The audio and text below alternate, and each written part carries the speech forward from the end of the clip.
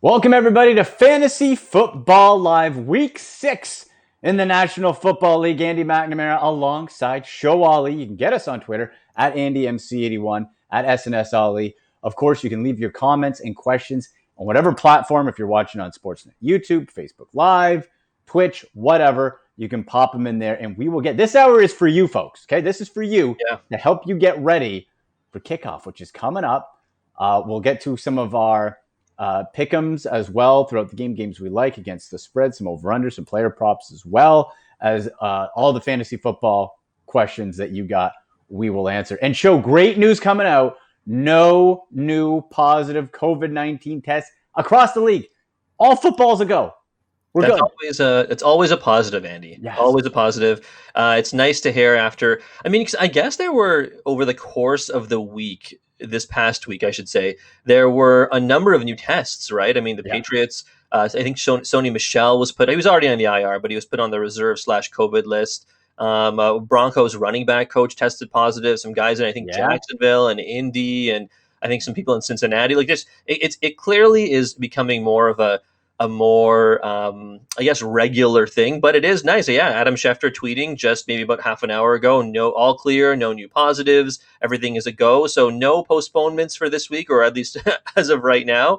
And for Sunday games, we're all good. Yeah. So there are just so many games to get to, I think, over the course of the next hour. Certainly, I mean, just there's fantasy relevant players from every game, it feels like. Well, absolutely. And for Buffalo, Zach Moss is going to be a go. Now, that's Monday night. Remember, so that means, to me anyway, we downgrade Devin Singletary. And remember, folks, too, this is big news, of course. The Le'Veon Bell move, right, Joe? We didn't see this coming last week. Nobody did.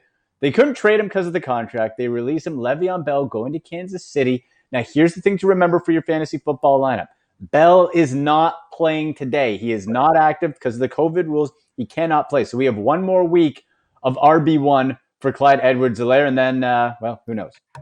Who knows? Yeah, exactly. I think I was saying this to you before on the radio show, but I feel like with Clyde Edwards-Helaire and Le'Veon Bell, I do honestly, Andy, feel like we'll have to see how Andy Reid uses Bell next week, but I feel like there is a path to fantasy relevance for both of them. At the very least, I feel like there's a path for CEH to, at the very least, continue existing the way he has. Maybe Bell is used in a third down role or something like that, right? It definitely, no doubt, hurts his value a teensy bit, especially because people spent first-round picks on him and spoken very highly of him coming into the season. So I get being disappointed, but at the same time, I feel like, the way they use him, maybe he just gets a couple less catches in PPR and they use Bell a little more. But there's a fair question to ask. I mean, how much Le'Veon Bell has left in the tank, even though he probably was at least a little bit mismanaged by Adam Gase and the Jets? Well, and the thing is, when does that full workload get ramped up, right? Like we said, it's not going to be Monday. Does he step in full go the next game for the Kansas City Chiefs? Is he eked in? What does that mean for Clyde Edwards-Helaire? And when they both get ramped up, is that a hot hand scenario? Do we run into a case like we saw with Melvin Gordon and Phillip Lindsay going into the season? Now, speaking of that, Melvin Gordon is out today because of an illness, not because of the DUI that happened Tuesday. He should be getting suspended, 2 to 3 weeks, right? Off of that, that's what's being expected. So it's all Phillip Lindsay today. Yeah, exactly. Yeah, I believe it was something like with the new collective bargaining agreement that was ratified relatively recently, I should say. The rules under the CBA basically say that the suspension for DUIs goes up, if he is suspended, goes up from 2 to 3 games. So if he is suspended for the DUI, it will be for a minimum of 3 games. So even if you don't feel comfortable starting Phillip Lindsay against the Patriots this week, I mean, again, you and I talk about it. The best availability, or best ability is availability. I butchered that quote, but even so, if you don't feel comfortable starting him against the Patriots, he will be likely a good running back to have in a run-first offense, too, for the next 2 to 3 weeks, Well, you got to pick him up. Drew Lock coming back, so that's a bump up as well. But KJ Hamler out. A lot of moving parts in that Broncos and Patriots game. For Phillip Lindsay, going to likely be the guy. I'd be shocked if the league didn't suspend him for Melvin Gordon. Right? So you get 2-3 weeks there with Phillip Lindsay, and it's what we talk about. The fact, if you're able to get a true RB1, somebody who's going to have the backfield essentially to themselves. Yeah, more or less. Yeah. And Philip Lindsay has proven since he's been in the league that he can be really good. He can be very valuable when it comes to fantasy. So he's going to be in there. We'll have to wait and see what happens with Clyde Edwards-Helaire and Le'Veon Bell. Philip Lindsay was a Pro Bowler last year, wasn't he? Like I feel like he went to the Pro Bowl. He had over 1,000 yards rushing. He was an alternate, I think. Like he wasn't a voted in by fans, but he was. But he, I mean, in his rookie year, he was. Maybe it was his rookie year. I'm thinking of, but like it's crazy. Still, it's crazy to think that this guy who was at one point in his career very early on a Pro Bowler now took a back seat, and now all of a sudden someone who is potentially an RB1 could have been available, if not off of waivers. I mean, you probably drafted him very, very late. I feel like. Oh yeah, especially after the Gordon signing, right? Right, for sure. Right. So we'll keep you up to date on all the injuries as we go through and start sits and all that good stuff. As well. Four teams on the bye also, right? Yeah. We got the Saints, the Chargers, the Seahawks, the Raiders, so many missing parts. Let's get to some questions here. And remember, you can leave those in the comment section on whatever platform you're using and get us on Twitter at AndyMC81 at SNSLE. Let's go Flames 40-40. Aaron Rodgers or Ben Roethlisberger and Robert Woods or Will Fuller. Oh, okay.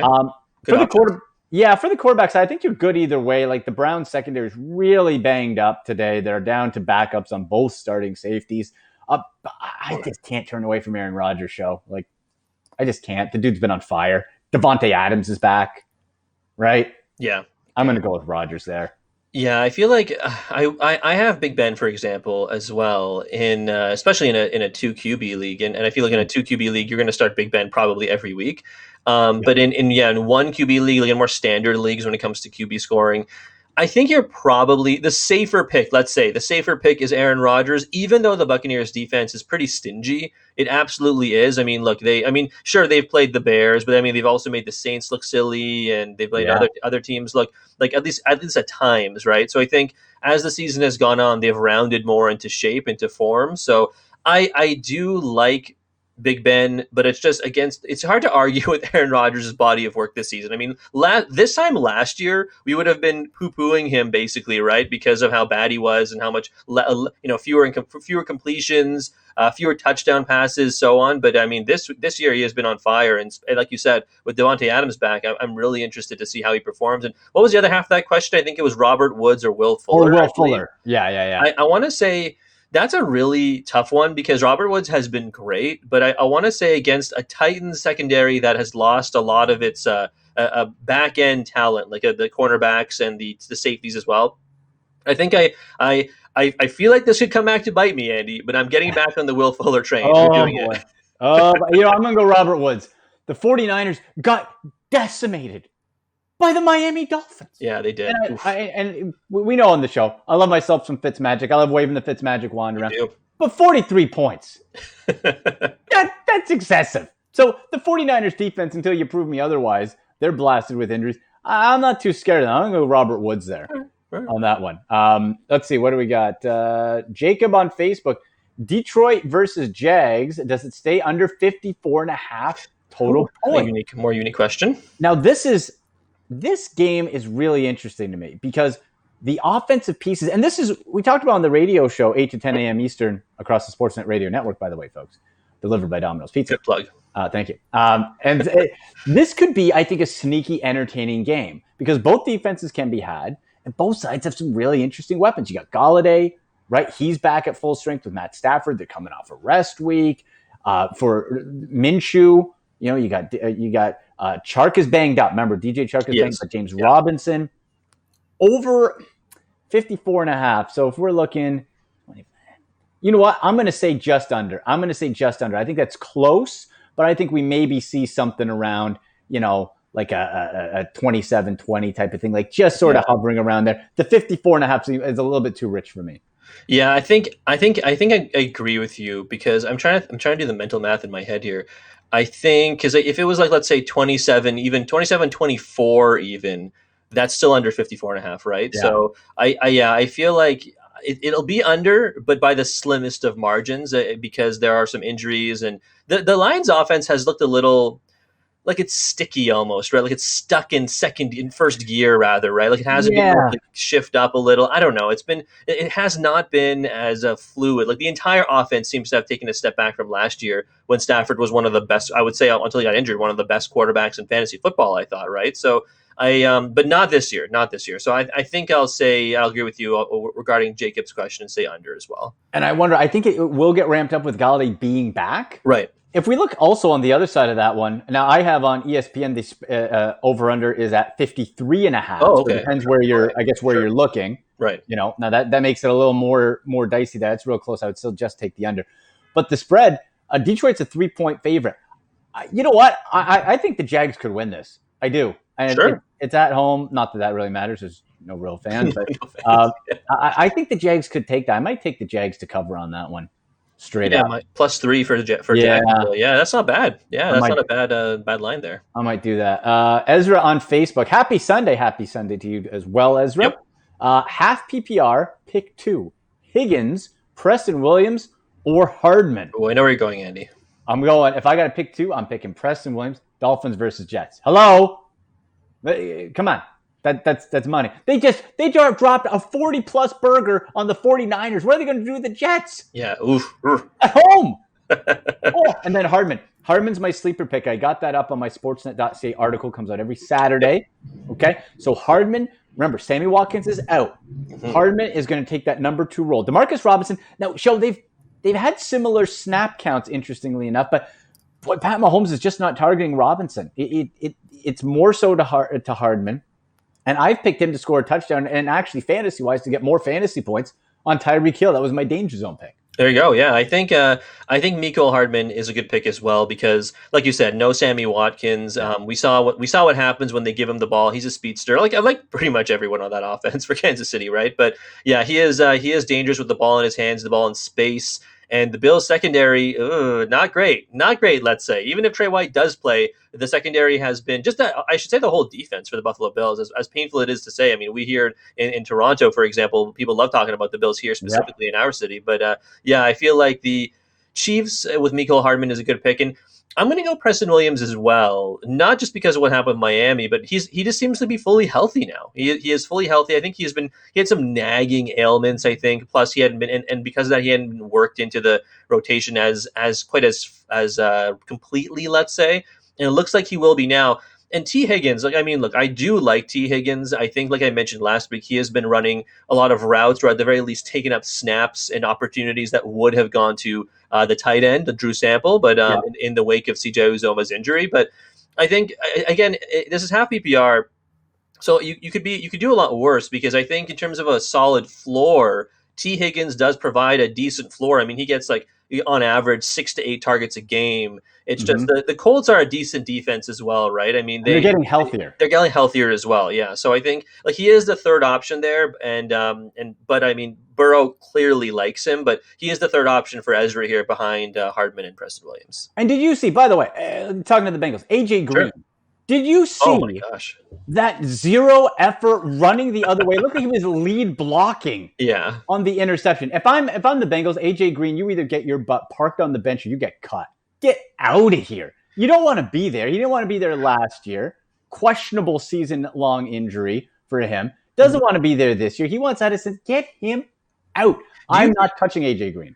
Do you think then for AJ, do you think he, certainly I agree that the effort seems to be lacking and he just doesn't seem to want to play in Cincinnati. I agree with you. But do you think also that there's a chance that he could just be not injured, but just age has caught up to him? Given he had pretty high usage virtually his entire career before he got injured last season. Right? He was on this field a lot. He'd been hit a lot. I wonder if he's just, shelf life hits everyone differently, right? And father time waits for nobody. But I wonder if this might be the kind of the beginning, if not the middle of the end for AJ Green. It could be, but I would think just that lack of effort on that. That's your team. You run away. Yeah. I still think if he's healthy, he should be a serviceable WR2. Now, I like the transition to Boyd and Higgins. Right. But, man, if you have any stock in AJ Green, just get what you can. Just get rid of him, please. Yeah, agreed. Next question. Sharon on YouTube. Lamar Jackson or Carson Wentz? Ooh. And show Lamar Jackson is a QB 11 in fantasy football. Much to my pleasure. Yes. Okay. I told you guys, don't be drafted. Oh, what about a first-round pick, Andy?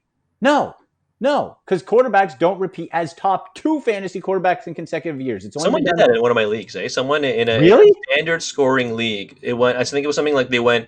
The top three picks went McCaffrey, Barkley, Lamar, basically. And because of that, I picked sixth or something like that, and I think I ended up getting Dalvin Cook because everyone Wow. moved back a pick.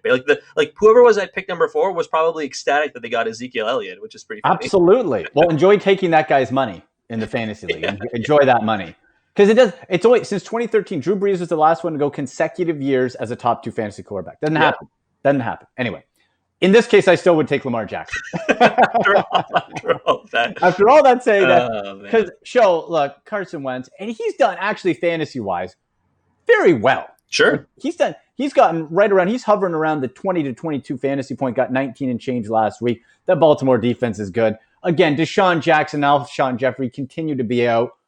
We told you, right? Like, you can't count on those guys. The Eagles shouldn't have counted on those guys. So we're dealing with Travis Fulgham and Greg Ward and Miles Sanders is, I think, only the true one you can start. Zach Ertz has been a disaster. Yeah, Zach Ertz. Not bad. Right? Like, how bad is that? You draft Zach Ertz, and you're still going to have to play him. Yeah, you can't. Yeah, because that's the thing. If you drafted Zach Ertz, you would have, at the time at least of the draft, you would have felt like, oh yeah, my TE spot is locked up. Like TE1, without question. I only have to worry about Zach Ertz's bye week. But I mean, now you got to worry about a lot more. Actually, it's funny because you would have had to worry about Dallas Goedert, I suppose, too. And then he got injured, and you thought to yourself, oh man, now Zach Ertz is going to get like 1,000 targets a game. And now, and even so, they've been has not been so rosy for Zach Ertz. But yeah, I agree with you when it comes to Sharon's question here. Yeah, Lamar Jackson. I mean, what was it? He's not topped or gotten. He's kind of averaged around 18 fantasy points. I want to say over the course of the whole season to date. And when Less you than draft a 15 guy, last week. there you go. Right. So you want more from someone you probably drafted in the top 3 rounds, probably if not the top 2. Right. So, but I think the Eagles defense outside of their front 7 still pretty banged up in the secondary as well. And I mean, that whole team is pretty injured. So if there was a week for Lamar Jackson to, quote unquote, get right since week 1, I would say it's this week. Yeah. You got to go Lamar this week for sure with that defense. Patrick on Facebook, pick 3 half PPR, Amari, CD, Hollywood, Justin Jefferson, or Chark. So I'm going to cut Chark out right there because he's got the ankle.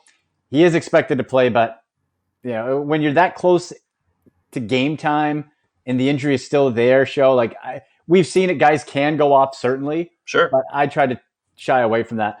I'm not. Now, for me, in other weeks under Dak, you might be comfortable playing both Amari and CD. Right. Both. With Andy Dalton, who I still think is going to be a good, solid back-end QB1 in fantasy because of the weapons. I'm now not comfortable starting both of them. I guess we would go with Amari because he's kind of the standard bearer there.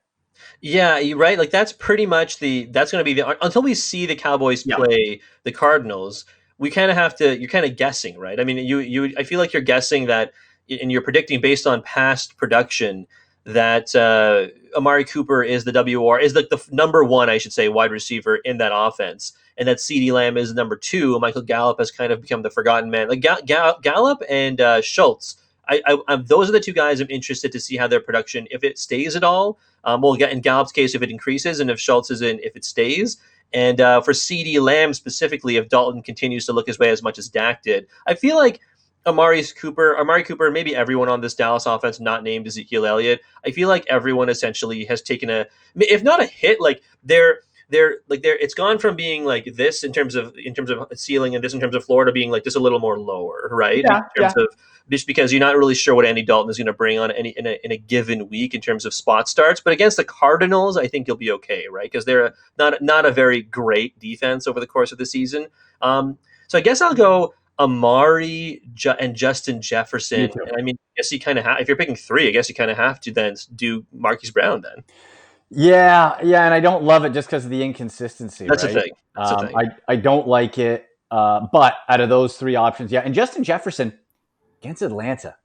Remember, Atlanta just blew everything up. Yeah. How is this going to look when it comes in? And Adam Thielen is going to be obviously the target, kind of get those double teams. Jefferson can slide in. Remember, Dalvin Cook is out. So Alexander Madison owners, if you are one, I'm sure you already know, get him in. Dalvin Cook is gone this week. So, let's go Amari, Hollywood, and Jefferson for that one. Yeah, like you said with Chark too. I mean, we had a lot of questions. Remember when Devontae Parker was injured, Mhm. and it was a similar kind of injury, like a foot, ankle injury, like those like a leg injury, basically lower body injury, as they say in hockey. Right. And with Devontae, he was like he would not produce, and he would produce even when he was injured. And certainly the possibility is there for DJ Chark. But you know how you always say the way we answer these questions is what we would do, and Right.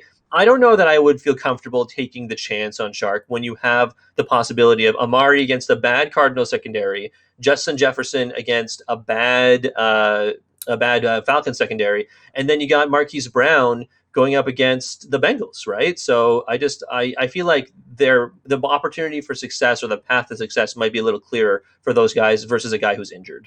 And for Jacksonville, if you're going to go away from Chark, I would look for Laviska Shenault Jr. Like his target share has kept going up, and he's being used in different ways, and his fantasy points still going Right. up. He's getting comfortable. He's can be a quick out along with James Robinson if Minshew wants to get rid of the ball.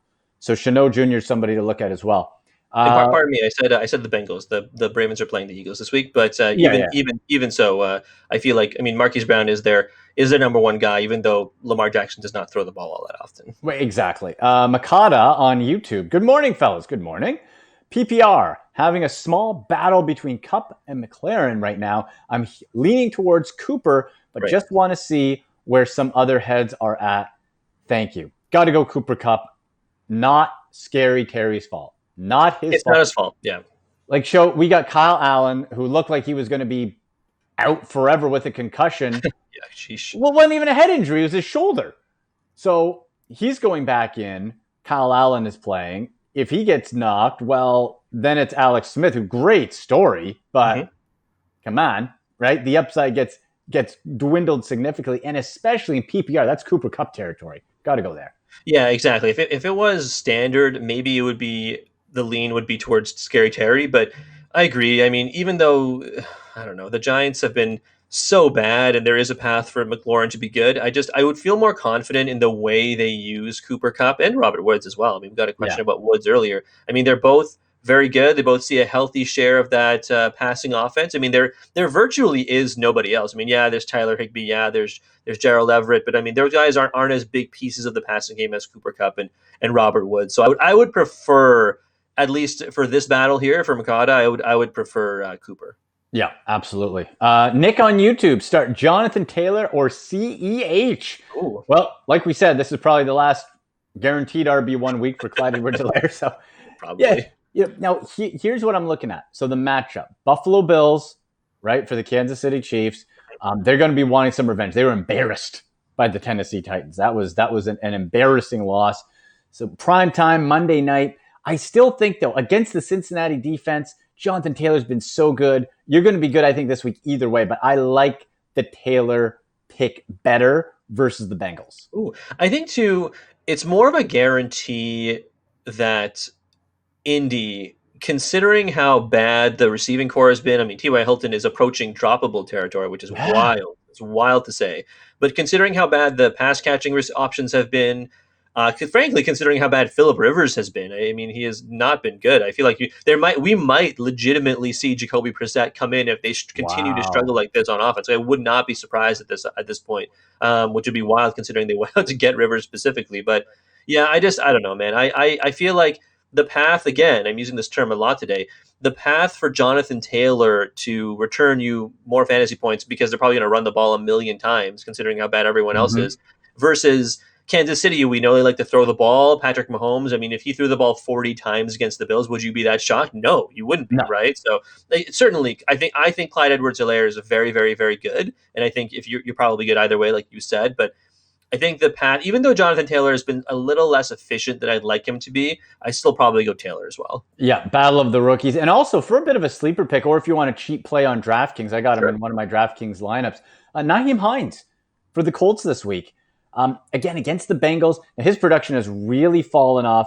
But you look at that defense, he is still getting the odd carry to spell Taylor and is the better pass catcher. So I think for a sleeper or value play, maybe some of those contrarian points for DraftKings, you can pop Nyheim Hines potentially in as well. Yeah, That's a three nice little catches play, last week for Hines. So right? hopefully he builds on that. But yeah, I would agree. I mean, DraftKings itself is a PPR league, but if you're in Yeah. a season long and you pop him in there, it would have to be PPR or half PPR. Standard, I would stay away. Yeah. No. Not even a question with Hines for standard. AJ on Facebook, Gasicki or Tanyan half PPR. Ooh, boy, Mm, we love both these guys. yeah. We love It's a both really these guys. interesting one. So we're looking against the Jets, like we talked about. This Sure. is a strategy for the year. Okay, this is for me. I'm following. If I'm looking for waiver wire for pickups, for sleepers, for DraftKings plays, whatever, I'm following who is playing the Jets and the Cowboys, and a little bit Washington for sure, because their defenses suck. Right. So I like Gasicki from that standpoint. Really like Tanyan, who, man, the Packers went on that bye, right? He had 3 touchdowns before, back-to-back weeks of multiple touchdowns and double-digit fantasy points. The thing is, Devontae Adams has returned. So that scares me a little bit. Now, I think that the person who's going to suffer most from that is Valdez-Scantling. So maybe Tanyan still gets it. I'm going to lean Gasicki here just because, again, the Jets are so bad. You could also get into show a case where they just start running the ball a little bit, which is a bit iffy. But I'm going to say Gasicki. Either way, though, I think you're going to have an okay week at tight end. I think you're in a good spot there, AJ. Yeah, I think AJ is probably good as well. I would probably lean Gasicki here, not because I dislike Robert Tanyan, but again, I've said this many times. I want to see how things shake out now that a big piece of the offense has returned, right? Because Yeah. and I kind of agree with you. Like I do think the person who will suffer the most is MVS, because clearly Rodgers has chemistry with Robert Tanyan. He clearly does. Possibly the most chemistry with a tight end he has ever shown. I mean, who would be the next guy in Rodgers' career? Jermichael Finley, I guess, like from years ago. Yes, Like that's it. right? Like I can't really think of any other tight end who No, is there isn't. really there. Yeah, you're right. There is. Frankly, there isn't. And but I do want to see, now that Adams is back, like whose targets get siphoned? Is it Jamal Williams, who has been quietly pretty good in PPR leagues? Is it Williams? Is it MVS? Is it or do they just throw the ball 10 times more a game and Tanyan maintains his value? I just you know what I mean? Like there are a lot of question marks around it. Whereas Gesicki is one of the fewer tight ends because that's a position, and I understand why AJ is asking this because tight end as a position this year has been so scarce, It so has, thin. man. Like my Yeah. goodness, and we thought Evan Engram was going to be good, hasn't been great. We thought Dallas Goedert was good, he was good, and he got injured, right? And Zach all Ertz has fallen off. exactly, it's been a mess kind of all around. So Gesicki has been a roller coaster himself. But I think, I mean, like you said, against the abysmal New York Jets, I mean, it's hard not to fire up any fantasy player playing the Jets, basically, on a given week, basically. It is. It is. It seems like easy money. Got a Twitter question in here. Okay. And again, you can tweet us at AndyMC81 at SNSLE. We have at Burgham Carl says, will the Packers versus the Buccaneers game score total points of more than 50? Now, the over-under is set at 54.5. Carl on Twitter is saying 50, so I don't know if he's doing a different type of bet there or whatever. Maybe. I think this one has a chance to go over in either case. Like this, hopefully, fingers crossed. Listen, you're going to have a pissed off Tom Brady. That's always fun. Right, Joe? You know that. You got the Patriot chair. You got a PO Tom Brady versus Aaron Rodgers, who ever since the young pup Jordan Love got drafted has been playing with his hair on fire. He's got something to prove. I think this one goes over on the, whether for the Carl saying 50 or 54.5 is the line on ESPN. So I think over for both of those. Yeah, you know what? I think I might agree with you because the Packers, coming off a bye, they've had essentially 2 weeks to prepare for the Bucks because this game has not been moved or shifted or postponed or anything like that. So they've been preparing for 2 straight weeks. Rodgers has looked great. I think the Buccaneers defense is the only real question mark because they have been good. They have been good this year. They have played, I guess, using air quotes here, lesser offenses at times. But at the same time, like they played the Panthers. I think they played the Bears on Thursday Night Football last week. So offenses that are like fine but not great. So, there's a fair question of how much that leads into statistics and how much they're allowing and so on. But at the same time, yeah, I mean they haven't. Basically, what I'm saying is they haven't faced an offense or a quarterback like Aaron Rodgers so far, right? And on the flip side, the Green Bay defense also decent, but they give up a lot of passing yards. And Chris Godwin is back; he will play today. So I guess that all combines to say that there's a lot of weapons in here, and I would be surprised if this wasn't a high scoring game. Also, I hope it is. how often do we get to see Brady and Rodgers go head to head? Before now, not very often. Yeah, that's fun. I hope it is. I hope it is an exciting game. Yeah. Let's get back to the questions on YouTube. The Body won. It sounds like like a wrestler, Jesse the Body Ventura. The Body won. Give us a little flex there. The Body won. There we go. Standard League. Who to start, Gallup or John Brown? Where John Brown is going to be a game time decision Monday. Injured ankle. I'm going to stay away from him straight away. In that case, you go Gallup, but check if Cole Beasley is available on your waiver wire. He's still on Yahoo Leagues, available in about 65 to 70%. That's going to be the beneficiary in the slot, especially if it's a PPR. Pop him in and go. So I would say if Cole Beasley is, I would take them over Gallup or John Brown. And out of the two, because Brown is injured, I guess you go with Gallup. Yeah, that's a good one. That's a good way to put it, I think, because I guess I'm thinking here. I'm trying to think of other options that might be on the waiver wire, but I guess considering it's 11:30 Eastern here in Toronto, but I mean usually waivers will have processed by now. Right. So would it be hard? It would be hard for you to go pick up somebody who, unless you have open waivers, period. Yeah, some leagues have those. Yeah, it depends on your setting. But if waivers have to process for you, it might be too late. So you, in that case, pick up Cole Beasley for a Monday night game. If it's not, I'm trying to think of who might be a better option than Michael Gallup. I mean, I feel like. Is it crazy if it's he did say standard league, but I was going to say, is it crazy to pick up one of Greg Ward or Travis Fulgham? They might be at least as good, maybe with higher upside than Michael Gallup at this point. I mean, what about Tim Patrick for Denver? Sure, Tim Patrick, that's a good one as well. Lot coming back. There are a lot of options that might be better than Gallup, unfortunately, at this point. Yeah, I'm with you there. So try to go elsewhere, but out of the two, go with Gallup. Sauce Money on YouTube, great handles, guys, love it. Devontae Parker or Henderson, standard. I'll say Parker because, again, it's the Jets. And while Henderson has been really good in the backfield, I just feel there's always Akers and Brown sort of floating around. There's always the chance of a vulture touchdown or just a difference in carries or snaps. So Henderson has been very good. It looks like it's his backfield for now, but they drafted Akers. You'd think they'd want to get them more involved. So I'll go Parker in the better matchup. Yeah, I think that's the thing, right? I think they're comparable players, so I get why he's asking it. But I think the potential, they just seem to be riding the hot hand. We definitely thought that at one point Akers would take over, but he hasn't. So I for example, if it wouldn't really shock you this week, Andy, if you start Darrell Henderson, and then all of a sudden Malcolm Brown comes out of nowhere and scores 65 yards and 2 touchdowns or something like it wouldn't shock me either, right? Because he did it earlier in the year. Exactly, right? So it's crazy, right? Because they all basically have to be rostered, but none of them are confidently startable, basically, right? Because of the potential for any one of the other guys to come in here and vulture opportunity or whatever. So again, I like like you said, the way you put it, matchup wise. I like the abysmal Jets defense for Devontae Parker versus certainly they got abused last week by the Dolphins, the 49ers defense, but still against they have a relatively stingy rush defense. So maybe the path is easier for Devontae Parker. Michael on YouTube, Beckham or Kupp? And this was all written in caps, so I assume he's yelling at us. Yeah. I will yell back. I'm going to say Cooper Kupp. Odell Beckham Jr. is going to play. Now, he had an illness. He missed a bit of practice time.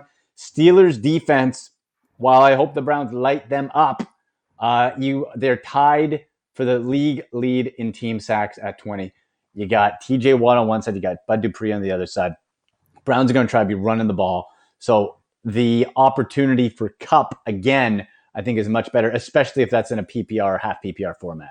Yes, right. We don't know for Michael's league configuration, but either way, I think it boosts Kupp's value if it's a PPR. But yeah, the Steelers are such a good defense. I think I know you hate to hear this, Andy, but I think the Steelers might be maybe one of the most complete from top to bottom. Again, barring injury, but I think they might be one of the most complete from top to bottom teams in the entire NFL. There's not a lot of weakness. Not a lot of weakness there, unfortunately, for me. Crown Trend on YouTube, full PPR, Ronald Jones or Robbie Anderson at my flex. Now, interesting, because Robbie Anderson has been on a tear. He's been converted great. Us, show. We're believers now, right? Yep. We're all on the Anderson train. Playing Chicago. That defense is scary. On the other side, you got Ronald Jones, who's looked real good, Yep. but Leonard Fournette, who dressed last week, didn't play a snap. He's a little bit healthier. How does that get worked into things? I'm still going to say, you know what? Robbie Anderson's been so good. I'm not going to doubt him right now. I'm not. I'm going to go Robbie. Here's the thing. I want to go Robbie. I want to. It's just that Chicago defense has really clamped down on opposing wide receivers. Like they're like everyone gets downgraded whenever you play the Chicago Bears. Like that's how good they are, right? I Yeah, mean, they're they for have been real. terrific. Like they're a legitimately very good defense at every level, right? Their cornerbacks, their safeties, their linebackers, certainly Khalil Mack and Roquan Smith. The defensive line, right? It's just everything about that defense is terrific, and I think I'm not sure that Teddy Bridgewater, again, I like him. I think he's a very serviceable quarterback. It's just I'm not sure against the Bears. Like the Bears made so many teams. I don't know how sustainable their 4-1 start is, but I mean they have made so many teams in those 5 games look silly over the course of the season so far, right? And Based I on mean the the defense, Panthers yeah. are kind of in that that middle tier of like how good in terms of the NFL teams are. So for that reason, I think I'd rather pick Ronald Jones while Leonard Fournette is still kind of on the mend. Like he hasn't impressed when he has been good, I feel like, anyways. And then when he's been healthy, I should say. And now that he's not healthy, I mean, like you said, he suited up but didn't play a single. He didn't get a touch or a carry or a Yeah. target or anything like that. So maybe Ronald Jones, at least for this week, might be the better play again versus Robbie Anderson in a tougher matchup. Dillagaff on YouTube. Chanault Jr. or Hockenson for my flex spot PPR. So that's the head-to-head, the Lions Jags. I think both are going to be good today. I think both have upside matchups. But with Galladay back again, full health, he's going to get the lion's share of it. I really like Chanault Jr., especially with Chark not at 100%. Like, they line this guy up all over the place, in the slot, outside, in the backfield. Like, they mix and match, and they're working him in more and more. While Hockenson he's getting looks, he's getting some targets, but I just feel the opportunity for Chanault. It seems like they want to use him more, where Hockenson is now downgraded to, third, maybe fourth option. Yeah, that's the thing. Like again, Hockenson in what is a very scarce TE position this year has been good, right? Like you definitely hold on to Hockenson. I'd be interested to know what Dillagaff's perhaps his actual tight end option is in terms, because you know what I mean, because maybe because he's talking about flex spot PPR. I wonder if there's like a scenario where you play both and you just bench whoever his actual tight end is. I'm not sure, but if you got to choose, if you have like a Kittle or something and someone you're definitely not benching, then maybe I would for this week go with Chanault. I mean the Lions defense has just been awful. Also, on a side note, I can't believe that Matt Patricia, I think it was last week or the week before, but he said something like, look what I have to work with. The Lions were already so far their way. Man, when Jim Caldwell was the coach, they were, like, I feel like much closer to being competitive than they are now. Yeah. Matt Patricia is going to be a nice defensive coordinator for somebody next year. Yeah. He's going to be fired along with Adam Browns, maybe. I got Joe Woods. I'm fine. I'm feeling good with Joe Woods. I'm good. This is from James on Facebook. Jonnu Smith or Hollywood Standard League? Jonnu Smith. The Titans have been phenomenal. Jonnu Smith has been spectacular. And we talk about the tight end situation. I'm assuming, again, that's for a flex spot show. Right. But for DraftKings, I love Jonnu. Still, he's not even at the highest end of your DraftKings salary. Jonnu Smith's been a stud. Yeah. He's more consistent. Consistency, folks, right? Consistency. Hollywood Brown. Could go for 100 yards and 2 touchdowns. Could go for nothing. Okay? That's what I don't like. I don't like the roller coaster. Jonnu Smith, for me, for sure, and I don't care what the format is. Yeah, that's fair. I think in this, he just gets a larger piece of the pie, right? Like in terms of what the target share is, like you said. I mean, AJ Brown did return, and he looked great, by the way. But even so, yeah, against the Texans secondary, also is a little stingy, right? A little stingy. I think it's a kind of more towards, if you're looking at the middle of the NFL, it's more towards the upper half than it is the bottom half. But still, it's not like in the top 10 or anything like that. But still, they do limit opposing wide receivers and tight ends like in a decent sense, but even so, I just think the volume of targets that will go either of these guys' way, it's more slanted towards Jonnu Smith. I agree. Let's continue the fantasy football questions here. You can drop them in the comment section on whether you're watching on Sportsnet YouTube, on Facebook Live, on Twitch, on Twitter as well, at AndyMC81 and at SNSLE. This coming from your boy Drew on YouTube. Is our producer Drew or no? No, I don't know. It says your boy Drew. he could have snuck this one in there. I would consider Drew an acquaintance at best. I love you, Drew. I love you, Drew. So whichever Drew it is, your boy Drew on YouTube. Start 2 PPR. Julio, Scary Terry, Devontae Parker, Claypool, or Boyd. You gotta start Julio. Julio's healthy for once. Take advantage against Minnesota. They're terrible. It's always interesting after a coaching firing. Does that inspire the players? Do they come out? Do they give up? When Julio and Matt Ryan are together, they put up some serious points earlier in the year. So I'm with you. I say Julio. Scary Terry, no fault of his own. Kyle Allen throwing them the ball, man. And it could be Alex Smith. So I'm cutting Scary Terry. Claypool or Boyd or Parker. Good options. Yeah. I'm going to say Parker again because of the Jets factor. Claypool, here's the thing, Show. Claypool, Canada's own. Four. Mapletron, 4 touchdowns. You got to love it. And he had a double-digit fantasy point game earlier in the year. Big Ben obviously is trusting him, which is rare for a rookie, but he's there. The problem to me is, for Pittsburgh, you also have Juju Smith-Schuster. You got James Washington. Now, Deontay Johnson is out with a back injury. You got the running backs. You got a couple tight ends. He could go away from Claypool. So I'll say Parker, and I'll go Julio. Okay, you know what? I think I was going to go Claypool, but I think you've convinced me. I think you've convinced me to go Parker as well. Because here's the thing. He could. I absolutely agree with you, because the reason I like Claypool is because you mentioned Deontay Johnson is out. Because obviously, if Deontay Johnson was in, zero chance of starting Claypool. Like, zero chance. I love him. Yeah, Canada's own, like you mentioned. But yeah, if he was in, no chance. But I think Big Ben clearly likes the kid. And Deontay Johnson, we talked about this in previous weeks. He had garnered a significant target share for that Steelers offense. I mean, like it had got to the point where he had almost seemingly outsnapped and out-targeted Juju himself. Like, he had become the top passing option, at least targets wise, in that Pittsburgh offense. And I mean, Big Ben throws the ball a decent amount, and Big Ben has looked healthy and great as well this year. So you know what? I take it back. I've talked myself back into going Claypool. You're going Claypool. But ultimately, you can't shy away from Julio. Like, there's no way, even with those other guys, you can bench Julio Jones if he's healthy. Yeah, I'd be down with that. And the thing is, too, with Claypool, one thing you can't teach is 6'4", 230. Yeah, you can't teach that. Big boy. Real fast.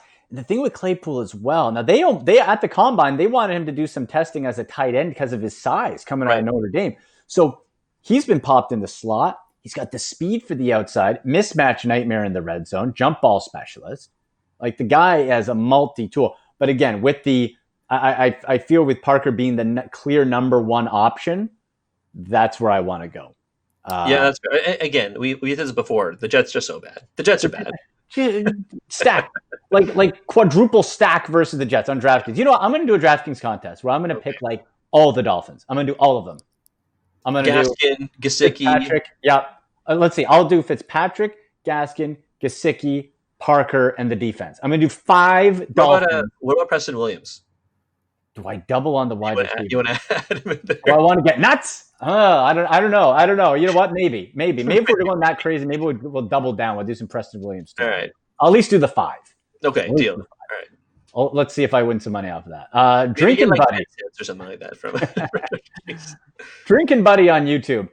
A-Rob, Anderson, Ridley, Kupp, Galladay have 4 slots. Any advice? Okay, so how many does he got? Bench 1, basically. So Robinson, Anderson, Ridley, Kupp. Oh, okay. That would have been easier to say. Yeah. So don't start one of them. Yes. All right. Let's see. Oh, I like them all. Yeah, I feel like you got to start Allen Robinson because he gets just a ridiculous share of those targets. Yeah. I feel like you got to start Galladay against a pretty bad Jacksonville secondary. I mean, you know how when he is on, he's on. Ridley versus the Vikings. Yeah, I feel. You know what? I might bench Robbie Anderson against the Chicago Bears. I was thinking maybe Kupp versus the 49ers.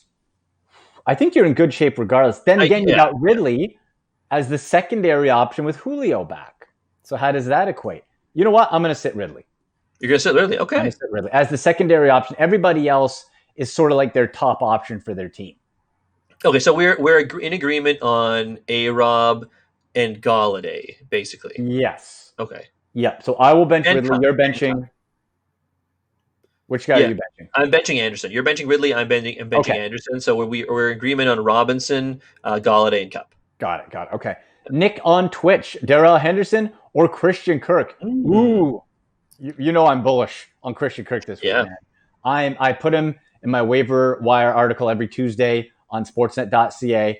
I love the value here. Here's the thing: so you got to track this, okay? Matched targets, same amount as DeAndre Hopkins a week ago. Back-to-back weeks of double-digit fantasy points. Now I'm talking. I don't think he said no. If this is PPR. If it's standard, no. Christian Kirk, I think you go Henderson if it's standard. Right. If it's PPR, Christian Kirk, double digit, you're playing a Cowboys defense that just they want you. I think is going to have a big day and surprise some people this week. So I'll say Kirk. You know what? I agree with you. If this was if Nick, if you're listening, you say Kirk. Yeah, standard. I think you're probably safer from a Henderson perspective, but certainly, like we mentioned before, the danger of Cam Akers eating into that workload or something like that is certainly there. It's always going to be present in that Rams backfield. It's hard to predict, but at the same time, Henderson has seemingly, at least for now, gained control. He'll basically have control until suddenly he doesn't, and it's no way anyone can predict that, right? But It could happen at any time. yeah, exactly. Anytime, any point. But Christian Kirk, yeah, PPR wise, I mean, man, that Cowboys defense, like you said, they are just awful. And I think another thing to keep in mind as well, the Cardinals offense, certainly Kyler Murray as the quarterback back there, the Cardinals offense, they're top 10 in passing attempts per Yeah. game. Top 10 in the NFL. So They like to swing it, man.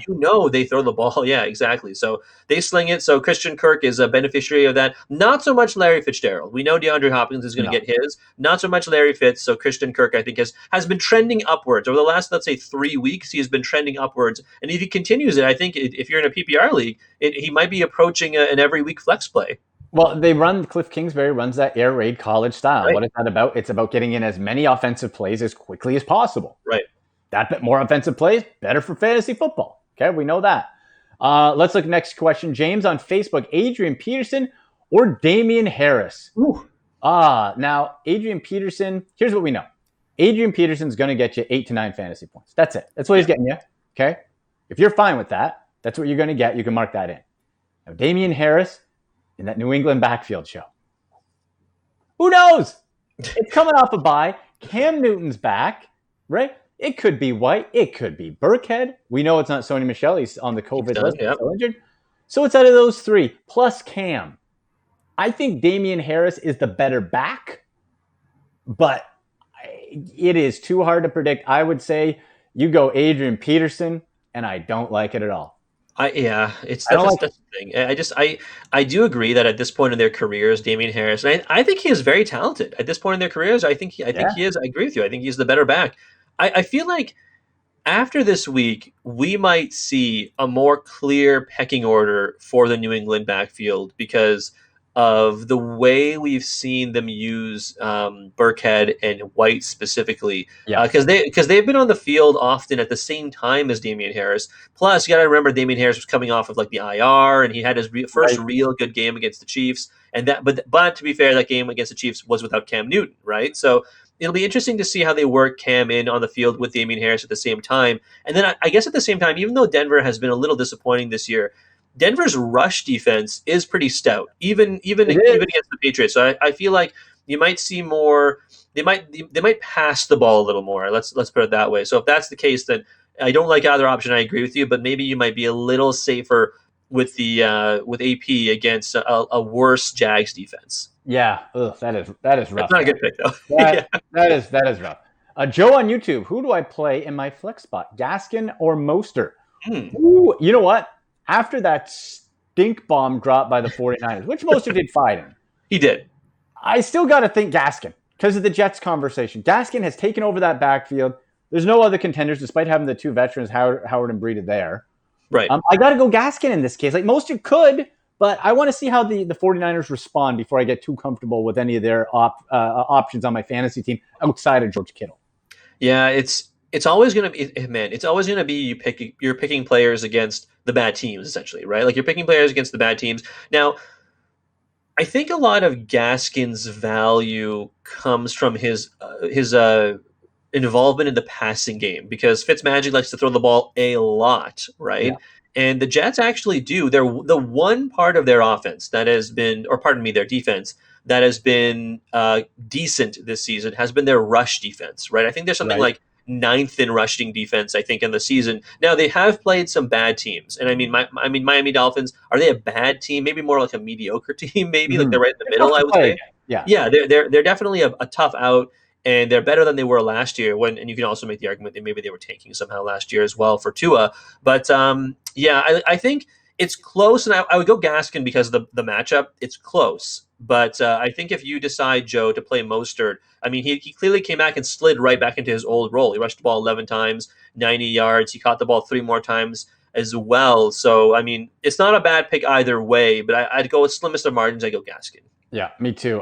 Jason on YouTube, CEH, Freeman, or Mixon. I need to start to help. Uh, Now, again, this is the last week for CEH, who's going to be an RB1, so maybe they just want to get him on in. Yep. That's one standpoint. You know what? This is where my mind immediately went. Okay. Okay. Devontae Freeman with the Giants. I know the Giants are not good. I know, folks. I get it. Okay? But Devontae Freeman, this is his fourth game back. Each week, the workload has increased. He's got his legs back underneath him. Gallman and Lewis are no threat in the backfield. God, you know what, man? I'm going Freeman and I'm going Mixon. I'm benching CEH of the two. You're benching him. I'm benching him because even though the Colts defense, the run defense, they've given up the third fewest points to running backs, Mixon's been on a roll. And the Buffalo defense with CEH, I could just see with so many weapons for Patrick Mahomes, maybe getting away from the run and not needing to use CEH. We've seen that in a couple games. Like his ceiling has come down a little bit. So in this option, I'm going to go Freeman. I'm going to go Mixon. A little bit of a bold pick there. Yeah, I do like it. I'll go. I'll be a little more conservative. I'll be the reasonable one, Andy. Okay, for this option, I'm going to go with CEH and Mixon. I'm going to bench Freeman only because I think last week Washington got just blown out by the Rams. They got crushed, and I get it. They're playing the Giants. Neither team very good. But that's still, what do we always say about the one positive about Washington is their defensive front with all those first round picks. And I think Chase Young coming back a little healthier. I feel like even though I do agree that Freeman has taken over the backfield, he has outsnapped or outtouched, let's say, outcarried Wayne Gallman and Dion Lewis combined. I want to say he had 19 carries to their combined 9 carries last weekend. So I do get what you're saying, but at the same time, I think it would be a safer pick to go with your higher investment picks in CEH and in Joe Mixon. I'm with you. I think I get what you're saying. I just got a feeling about Freeman, man. I do. Got a feeling. So let us know, Jason, how we do. Yes, yeah, let us know next week. Hopefully it's good. Edwin asks, Trey Burton or Hayden Hurst? Mo Ali Cox is out for the Colts. Okay? So you might think, okay, Trey Burton, Jack Doyle. We can't trust any of these guys. They're killing my guy, Jack Doyle. Killing him. Trey Burton is like, it just seems like you're going to have both get like 8 fantasy points. Whereas Hayden Hurst, while not maybe the producer we were hoping for right now, again, even with Julio, that was going to free him up. And if the Atlanta Falcons want to come out and make a statement game after they fired everybody, this could be the week for Hayden Hurst against a bad Vikings defense. That's the thing, right? I think like you look at the matchup, and I mean the Bengals also not great. He had 5. I want to say Trey Burton had 5 catches and I want to say 33 yards. I think what his stat line was from last week. I mean, not great, but I mean, he was being worked in back off of injury. And again, like we've said, tight end, very scarce this year. Mm-hmm. Maybe keep an eye on him, but I think the safer pick right now is Hayden Hurst, like you said, against the bad Vikings defense. Yeah, and I think he's being underutilized. There's still a lot of upside there. Christopher on YouTube, should I start Philip Lindsay, Jerry Jeudy, or Tyler Boyd at flex? Please help. We're 4 here to exclamation marks. We're here to help you. Philip Lindsay. I'm going to say that because you look at it's his backfield now without Melvin Gordon. Now, Jerry Jeudy, with Drew Lock coming back, I think there is a lot of upside there. But against New England, Jerry Jeudy needs to be scoring touchdowns. New England knows that. They're going to be looking to take him away. Philip Lindsay can catch out of the backfield. Tyler Boyd, I don't like the matchup versus the Colts, so I will say Lindsay. Yeah, I was gonna go Boyd because he is the unquestioned number one guy at this point in Cincinnati. The Colts getting healthier though. The defense has been better, I mean they were bad against the Browns certainly, but I mean they were missing some pieces that are coming back this week. So you know what? And Joe Burrow probably had the worst outing of his career. He will bounce back as well. So I think for me it's probably between Tyler Boyd and Philip Lindsay, but again by a slim margin I'll go Lindsay because, like you said, no Melvin Gordon. He has the backfield all to himself. No, and that's all. Brendan on Facebook. Jeff Smith, Travis Fulgham, or AJ Green half-point PPR? No AJ Green. No, we don't like AJ Green. I'm going to go. I think Travis Fulgham for the Eagles is again a guy who back-to-back weeks. Like we talked about it, show. We don't like to chase, but we're talking back-to-back weeks now, where he's gotten in last week well into double-digit fantasy points and a lot of targets. But 2 weeks where Carson Wentz is looking his way. Ertz has fallen off a map. You got Sanders. So it's really between Greg Ward and Fulgham. And it looks like Wentz is starting to fade away from Ward. So I got to go with Travis Fulgham for Philly here. Yeah, Jeff Smith is the Jets guy, I think, right? Like it's such a regular name, I want to say, but yeah, Travis Fulgham. Yeah, I mean the guy got what, like 12 or 13 targets last week and turned it into 10 receptions. I mean, even if the receptions don't go for a lot of yardage against a pretty decent Baltimore defense, I shouldn't even say decent, a good, very good Baltimore defense. Yeah, it's hard to say that 13 targets and 10 receptions, especially because Brenton said half-point PPR, so 0.5 PPR. So if that's the case, then yeah, I'll say Fulgham as well. And listen, folks, outside of Jamison Crowder, you can't trust anybody on the Jets. I don't trust Adam Gase. Worst coach in football. I'm not going to trust. Are you spending your waiver dollars on Frank Gore, Andy? No. No. Or LaMichael Pirine. Nothing. I want nothing to do with the Jets. Outside of Crowder. Like, Miami's not bulletproof. We know that. I'm not trusting anybody. I'm not. He's available in 99% of fantasy leagues. You want a flyer? You're desperate? Go for it. Sure. I'm not endorsing it, though. That's not on me. Don't put that on my conscience. That's not on me. Fair. I'm not giving you Jeff Smith. You go Fulgham here. Let's see. Steve on YouTube. Happy Sunday. Happy Sunday, Steve. Non-PPR start 2 wide receivers. Isn't that nice? Week 5 decides to join the conversation. Cooks could bust out. We've seen it. But I'd rather have Cooks in more than Higgins against that Colts defense. I think, especially because it's not PPR, right? Like if it was a PPR league, I might counsel T. Higgins because of the targets. But because it's standard, I would say, more, we want to see a little more, I guess. From a little more, yeah. He wants a little more. But again, Bears a tough opponent, but it's still, I mean, you're hoping that DJ Moore, is what you drafted him to be in a relatively early position. And Brandon Cooks, I mean, lots of targets last week, and maybe this means Romeo Crennel has changed the way the Texans operate after they fired Bill O'Brien. So, they're all kind of toss-ups for me, but I think because of the non-PPR format, I'm going to agree with you and say Moore and Cooks. I got a couple picks here to give you for the spread. Let's do it. Yeah. This one I like. Colts are favored by 7.5 over the Bengals.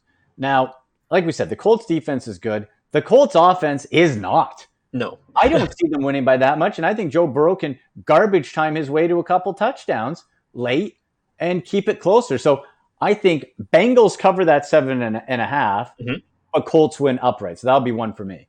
You know what? I got that one written down as well. Bengals to cover versus Colts. Yeah. I like that one. I'm going to say as well, I like the Miami is right now favored to win by 8.5 points. Now, I think they will win in a similar way. We're talking about the Bengals-Colts game, but I do think the Jets will cover because the Dolphins tough out, but I do think they will cover. So I'm going to say Jets cover by that 8.5 spread, but they still lose. I got my 5-stack Miami DraftKings contest I'm going to do. I'm going to say Dolphins go outright. They win by double. Oh, my goodness. They go by 10. I got no use for you, Adam Gase. You're done. But they're not going to fire him either. We know that. No, right? It's a smart move. You want a high draft pick, you don't fire the worst coach in professional football. You keep him, and you go take whoever you want at the top of the draft. Last one for me, Titans and Texans. Tennessee favored by 3.5.